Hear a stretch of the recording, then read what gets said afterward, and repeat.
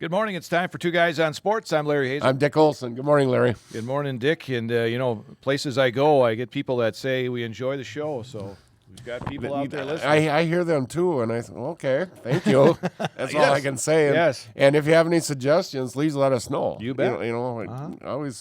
Always looking for new ideas. So. You bet. You bet. All right. And again, if you want to check out any of our past programs, most of them are archived on our website, cwbradio.com, and the cartoonish pictures of us are there. Just click on that. You'll find some of our past episodes. Yeah, we look pretty close. They do, yeah. I was surprised at how they could find somebody them. did well on that one. All right, let's go boys and girls basketball to start off.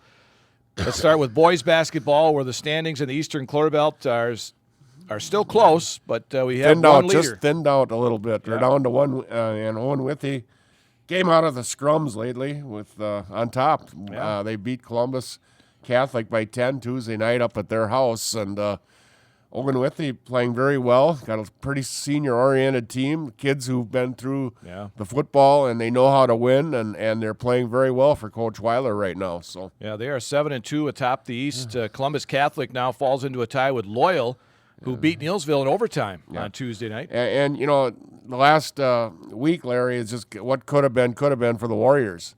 A 1-point loss to Columbus Catholic last Thursday night, and then a 1-point loss to Loyal in overtime on Tuesday night. So just could have been, would have been. But, I said, you think about that game Tuesday night, just a real slow start by the Warriors. Yeah. But what a second half. Yeah, it was. But we'll see what happens. But a lot of growing pains still. So yeah, and then Colby beat Spencer rather handily, 73-50. That surprised me. Yeah. That surprised me big time. So Colby getting some legs in this too. So. Yeah. So now Colby, Neillsville, and Spencer are all tied for third place. Right.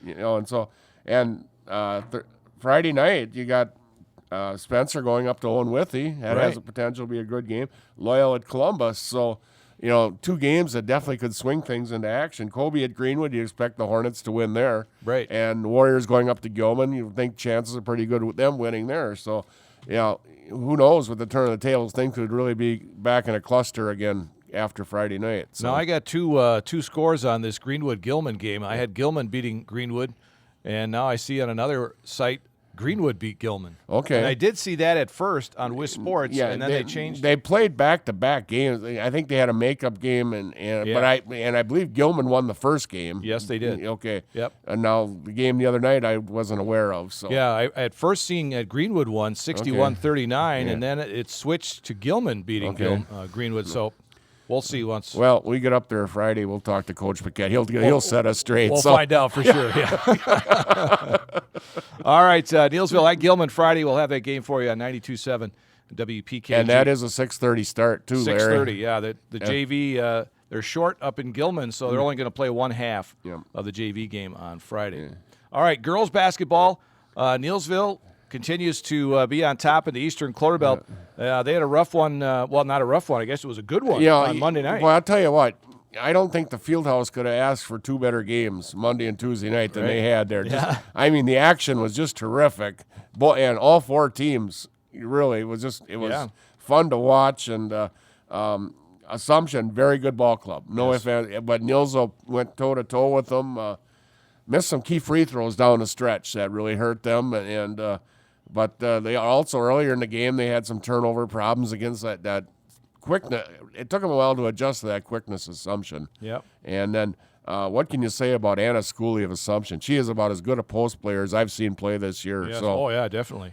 So 24 points, I believe she had in that. And it wasn't from the post that won the game. It was a three-pointer.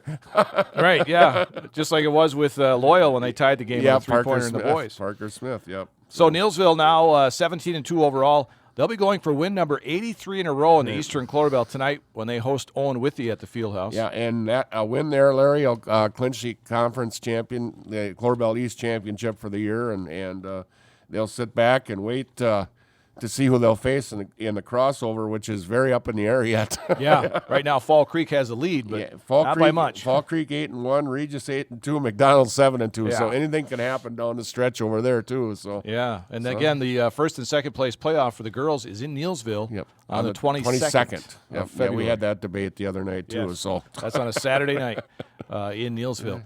By the way, there's only 4 games left. Yes, absolutely. In the regular season. Yeah, I said, I didn't realize, how fast it was coming, and I was going to talk about. I went into the hockey, and their regular season is over with next week, so they start tournament play. Right. So I said, wow, and wrestling the majority of the conference championships are this weekend, right? And then the next weekend they go into regionals too. So oh boy, the winter sports is coming to a flying halt here. So. Hard to believe. Yeah. Hard to believe.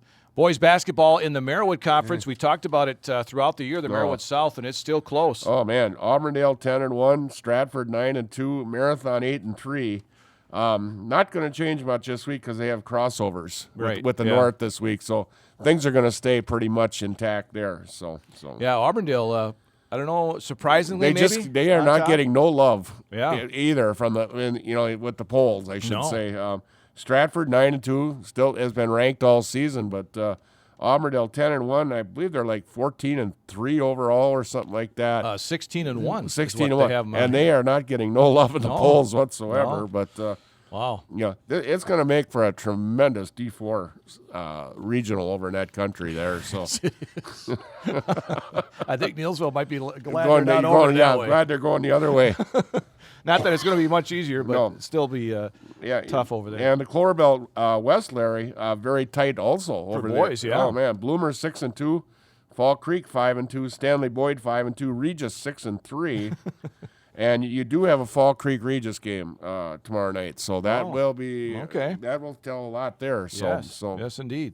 So. All right, for the boys, or girls, I should say, we'll go in the Wisconsin Valley Conference where Stevens Point holds a 1-game lead over Marshfield, and those two teams play next Tuesday at Point. Yep, at Point. Yeah, Point got the best of them, I believe, the first time around, and Marshfield's getting better and better. Of course, it took them a while to get Coach Michaels back there, getting her back in there, and they also played a very tough non-conference schedule, but they're getting better and better as the season goes by. So, all right, and on the boys' side in that Wisconsin Valley Conference, Marshfield is on top, 7-0. Yeah. They're kind of like Neillsville. They got a good conference record in the non-conference. But they have played a very stout non-conference schedule. Because they got 5 losses in the non-conference.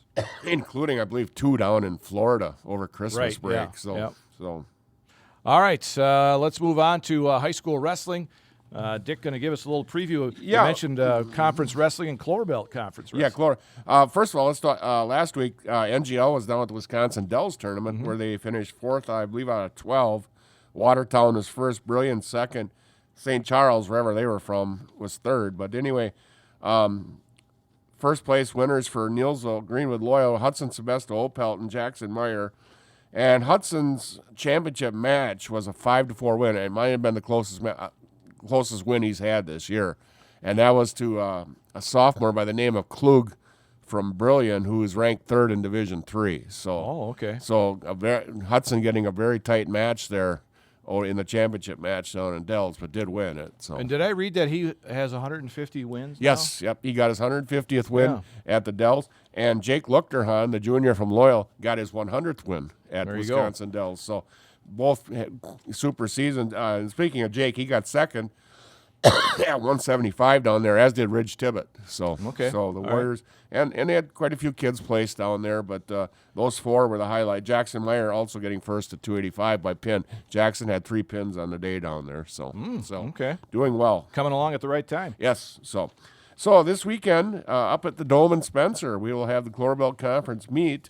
Dual-wise, team-wise, Larry, I look at this as probably a 3-team race between Cadott, Regis Altoona, NGL. Cadott might be the slight favorite. They probably had the most balance of the 3 teams. And they won the duel. They won the duel. Regis has got some good kids. They all got good kids, but some of the toughest weight class I see right now is going to be at 120.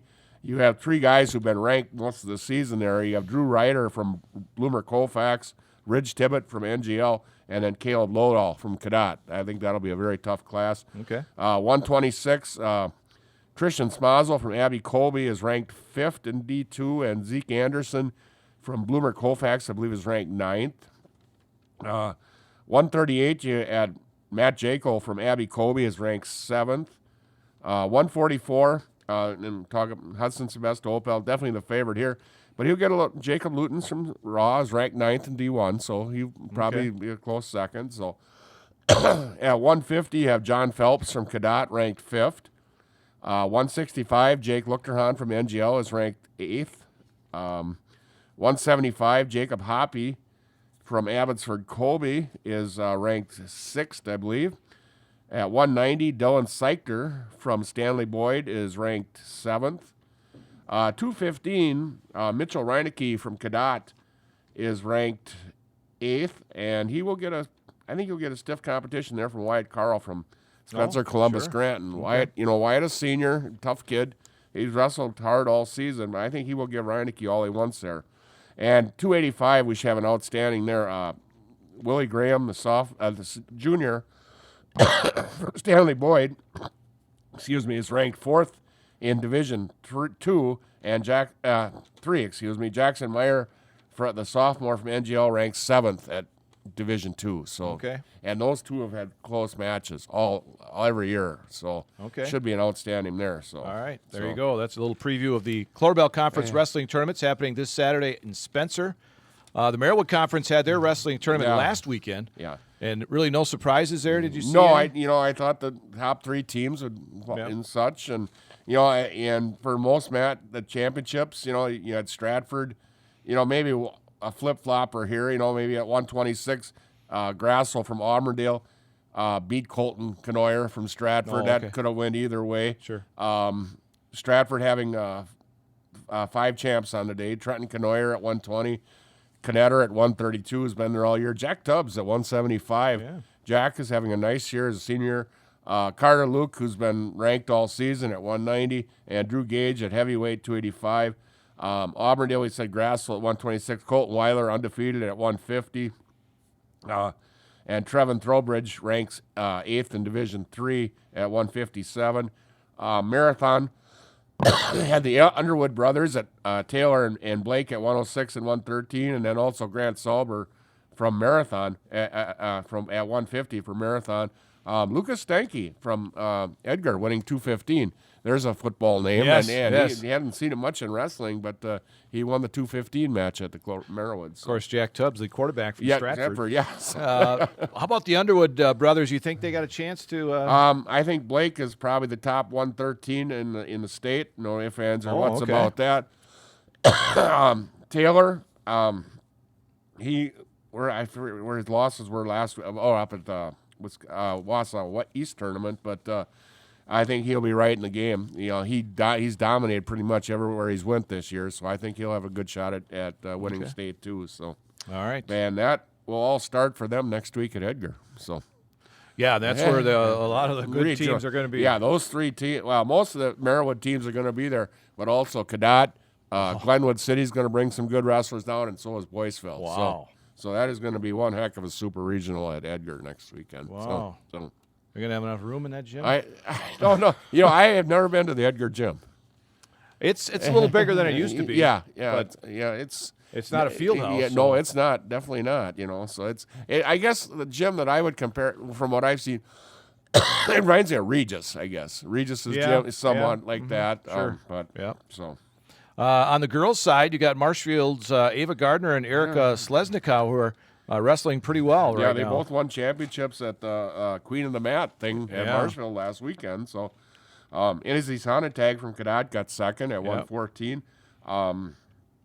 Slesniak, I believe, is undefeated on the season. Slesnikow, she's undefeated. Yep. Gardner has a couple losses, but those were in boys' competition. So, looking for some good things for some area good girls. Good chances for state championships there, and Sonntag will be right in there too, I believe. You bet.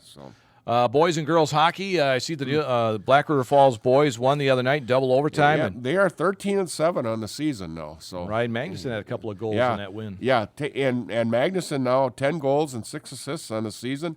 Wyatt Hanna 9 goals and 8 assists. And Zach Magnus, 1 goal and 5 assists. So the kids from Nielsville doing really well for the co-op down there. And like I said, they're 13-7 on the season, and they are at Onalaska tonight. So. Okay. All right. And I think that's a kind of a co-op down there, too, with a bunch of teams. Yeah. So. Most hockey teams are. Yeah, they call them different names, too. They don't go by sometimes even the schools' Well, name. I said you try to do the Black River Falls Co-op, I think it's 5 schools. Yeah, because there's a number of schools. Yeah, because it's Toma, Black River, Nielsville, Granton, Yeah, there's a lot of them involved in that. On the girls' side, too, the girls are down there are 11-8-2 on the season. And the locals, Clarissa Canfield having a nice season, 3 goals and 5 assists on the season. Jordan Berg, 2 assists, and then Jesse Berg, 1 win and 4 saves on the season. So, all right, locals doing good on the girls' side too. So, all right. Before we get into where are they now, I want to get into a thing that happened earlier yesterday. Was the WIA approved recommendations by the fall coaches advisory committees, including a plan that replaces the 11-player and 8-player football playoff qualifying and seeding system. Prior to the 2025 seasons, teams will be divided equally into 7 divisions based on enrollment and application of the performance factor for 11-player football programs. Teams will qualify and be seeded for 11-player and 8-player football according to a ranking point system. Now, Tier 1 programs earn points for each win based on the division of their opponents of all games. In addition, teams will be rewarded points for each Tier 1 win of their defeated opponents for all games played. That's Tier 2, if you understood that. The sum of each tier is divided by the total number of games played. The total points calculated for each tier is added to determine a team's total point value for ranking within its own division. The 4 teams with the highest total points in each division are designated the top seeds in the 4 groupings. Subsequent seeded teams will be added to the groupings in each division based on the nearest expected travel to higher seeded teams. Okay. Oh, they're actually going to take travel into consideration. Yeah, my goodness. I guess teams won't have to go cross country now for level 1 games now, maybe, huh? A detailed summary of that playoff qualification and seeding plan is available on the WIAA website. And they also, another football recommendation. The 8-player season will begin the same week as 11-player because they're expanding the 8-player playoff to 32 teams. Yeah, they started late. They started a week later before. But now they all start at the same time. They went 16. Now they'll go 32 because you're getting more and more teams. And a lot of teams with 6-2, 6-3 records got left at home last year. Yep. A lot of teams. So, so I'm sure they've heard about that. And then you're seeing 3 and 5, and if they're 3 and 6 teams going because they got 3 wins in their conference, and the others on what. You're what's right. This all about? So. Yeah, conference in football means more than it does. Absolutely. A lot of the other sports, everybody gets in. So. Yes, absolutely. Yeah, football. Yeah, football is the only one where you're not guaranteed a postseason berth. Right. So you have to do well in your conference. Yep. All right, let's move on. Where are they now? Okay, Larry, I'm going up to Edgar, and I'm going to talk about Paul Bielmeyer. And Paul is a 2005 graduate of Edgar High School. In the fall, Paul was a 3-year letter winner on the Edgar football team. His sophomore year, the Wildcats were 9-4 on the season, qualifying for the WI Division VI playoffs, where they lost in Level 4 to St. Mary Springs. Paul had 26 tackles and 2 pass interceptions as a defensive back. His junior year, Edgar was 6-4, qualifying for the WIA playoffs, where they lost to Iola Scandinavia in Level 1. Paul carried the ball 82 times for 460 yards and 4 touchdowns. On defense, he had 42 tackles and 2 pass interceptions. He was a second-team selection on the Marywood All-Conference team on defense.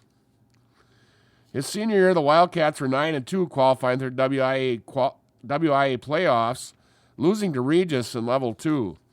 Paul had 110 carries for 585 yards and 8 touchdowns.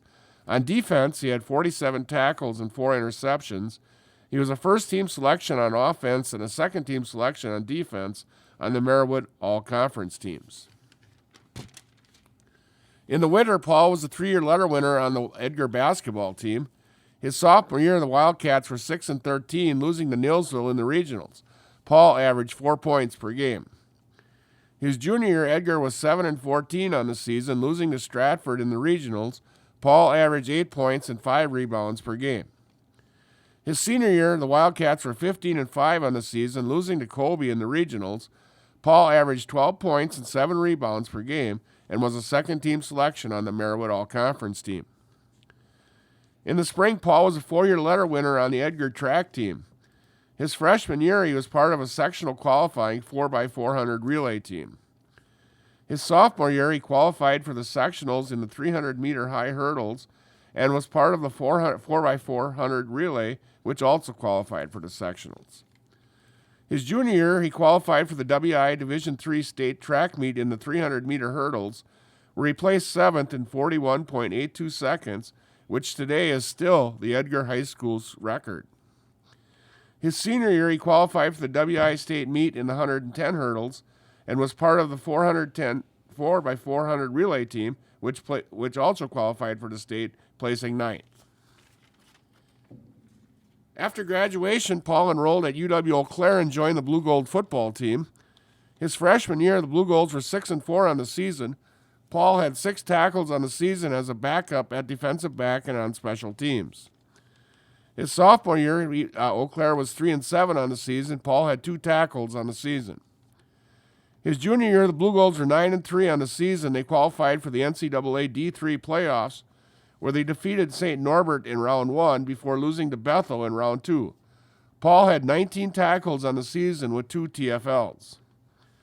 His senior year, the Blue Golds were 6-4 on the season. Paul had 47 tackles on the season with 1 fumble recovery.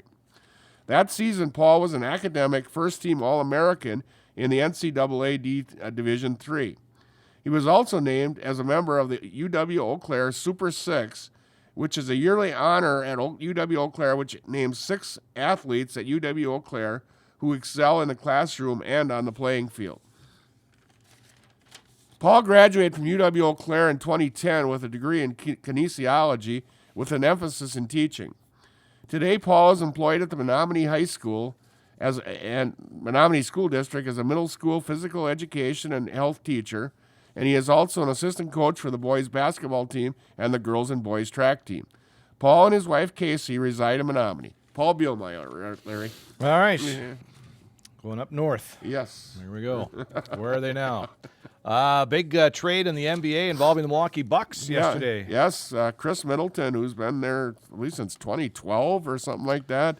He's been there a little while. Yeah, anyway, he's going to the Washington Wizards, and they landed Kyle Kuzma from the Wizards. Kuzma averaging 15.2 points per game. Also coming to the Bucks is Patrick Baldwin Jr., and the reason I bring this up is Patrick Baldwin Jr. is from Milwaukee originally. I thought I recognized that. He played high school basketball at Sussex Hamilton. Okay. And then his dad was the head coach at UW Milwaukee, so he played at UW Milwaukee then. Oh. So okay. So he is coming to the Bucks too. So a little homecoming for him. Yeah, you bet. Oh, so, good for him. Yeah, but I guess the Bucks could use some kind of needed a change. I think lately their defense has just been terrible. Middleton the last few years been very injury prone. I think it's time for a change. And a little younger. Kuzma's 29. Yeah, absolutely. Yeah, money wise, I think it's even Steven. Yeah. And like you said, Middleton hasn't been really available here in the last couple of years anyway. Yeah, absolutely. So, and he's probably on the last leg of his career. Yeah, absolutely. Definitely on his last contract. There's no ifs, ands, or what's about that. So, former Packer place kicker Mason Crosby's retiring. Yep. I didn't realize he was with the Packers 16 years. Yeah, he was drafted in 2007. Wow. So, I believe he was 6th round selection. 6th round, yeah. And he kicked for the Packers for 16 years. He's their all-time leading scorer. 11th all-time leading scorer in the National Football League all-time. Wow. So, which is pretty good company there. You bet. So, he did not kick for anybody last year, and now he's going to hang her up. So, well, he had a good career. Solid. Yeah, he was a solid Packer, and what are you going to say? He made a lot of big kicks for the Packers over the years. They said his field goal accuracy rate was above 80% 9 times in his career. So.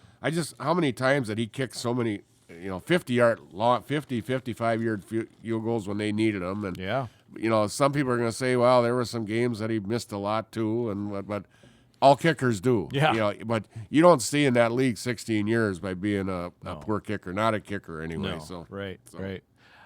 Well, we've been talking about basketball and wrestling, and How about baseball? Yeah. Brewers pitchers and catchers scheduled Next week. to Next week. So that means spring is coming, right? next Wednesday. Yeah. First workout is set for next Friday, and then they begin first full squad workouts on February 18th. Yeah, so Wow. it's time. It's not a real active off season. No, not You for know, the Brewers. You know, No. I guess position-wise, they're pretty well happy where they're at. I think the big thing, I think they've got enough arms in the bullpen. If McGill can take over the closer's role, I think that'll be good. Starting pitching, we'll see. Can Brandon Woodruff come back? Right, You right. know, And, of course, Devin Williams was the big trade over the and that landed him a starter there. So we'll see. But who is going to step in? What are they going to do at shortstop? Are they going to move Ortiz over there and move somebody into third? Or I can't see them moving Trang out of second base. Yeah. I think he's pretty well trenched But there. I think a lot of their moving is going to be in-house. Yeah, absolutely. Yeah. Absolutely. And I think you're going to see some more kids coming up from the minor leagues. I know they've got a couple of pitchers they're very high on, so. Well, look what happened when they brought those guys up here recently. Yeah, I mean, they're ready. they're all still playing. Yeah, and they're A all lot of ready. them. They're all ready to play. It seems like when Right. they come up. So Yeah. their farm system is doing something right. So Yeah. End of March is when we get Major League Baseball going. yeah. So Regular season. Yeah. Super Bowl 59 coming up this Sunday. First time ever a sitting president will attend the game. Yeah, I wouldn't have believed that, but when you think about it, I can't remember anyone ever being there, and Donald Trump is going to be the first one. I guess 3 vice presidents have been there. 3 vice presidents. Yes, Yep. I know Spiro Agnew went to one, and I believe George Bush Sr. Yep. and Al Gore. And went Al to- Gore. yes. Yes, they were the 3. Yes. So Yeah, so Trump will be there. Maybe that'll take the camera off of Taylor Swift. That's one of the prop bets that you can do is how many times the camera will be on Taylor Swift. And now you can throw a Trump in there too. Right. Oh yeah, absolutely. times it'll be on I Trump. said the things you can bet on this are unbelievable. I mean, you can bet on the coin toss if you want to. And I was going to have that information ready, and I didn't get it here. It's unbelievable. What you can bet on. You can bet on who's of course the first touchdown. Just unbelievable. So Yeah, here it is. Here we got the coin toss.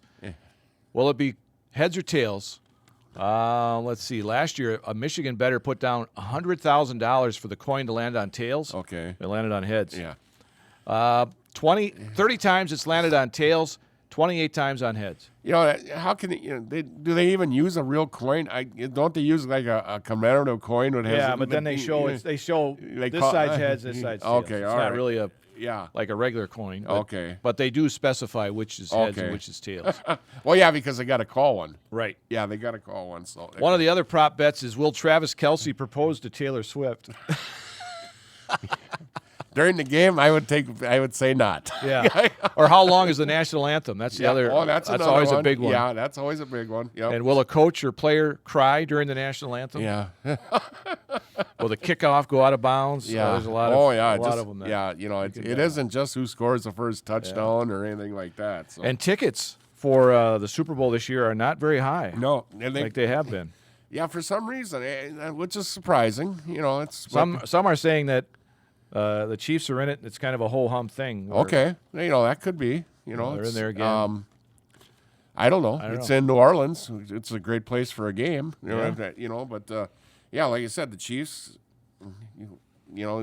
Eagles fans travel too, but and they've been there 2 out of the last 3 years too. So maybe it's not a destination point for the fans of the respective teams anymore. Right. It's. Well, I put my bet or my prediction out there. Did you? Eagles 31, Chiefs 28. Okay. I have the Eagles 27, the Chiefs 21. All right. Scary, ain't it? My thinking here is the key player in this game is going to be Jalen Hurts. And I got to believe Steve Spagnuolo is going to do whatever he can to stop Saquon Barkley. Yeah. So I think the Eagle passing game, A.J. Brown, Dallas Goedert, Devonta Smith are going to have a big day. I have A.J. Brown as the MVP of the Super Bowl. All right. There you go. Mark it down. Place your bets. A lot of people have said that Saquon Barkley is going to be the difference maker, but not rushing the football. Yeah. It's just that they're going to be keying on him, and it's going to I open said, up something else. I said I had a real urge, Larry, to say a defensive player was going to be MVP. I really did, and I thought it would be Zach Baum from the Eagles. Okay. I had a real urge there, but I said, well, that don't happen very often, and I'm going to go with A.J. Brown. All right. Because I think Hurts started finding him against the Commanders, and I think it's going to hold true because you got to believe Spagnuolo is going to do whatever he can to stop Barkley because Barkley can beat him. We'll see what happens Sunday. That's Two Guys on Sports. I'm Larry Hazer. I'm Dick Olson. We'll talk to you again later.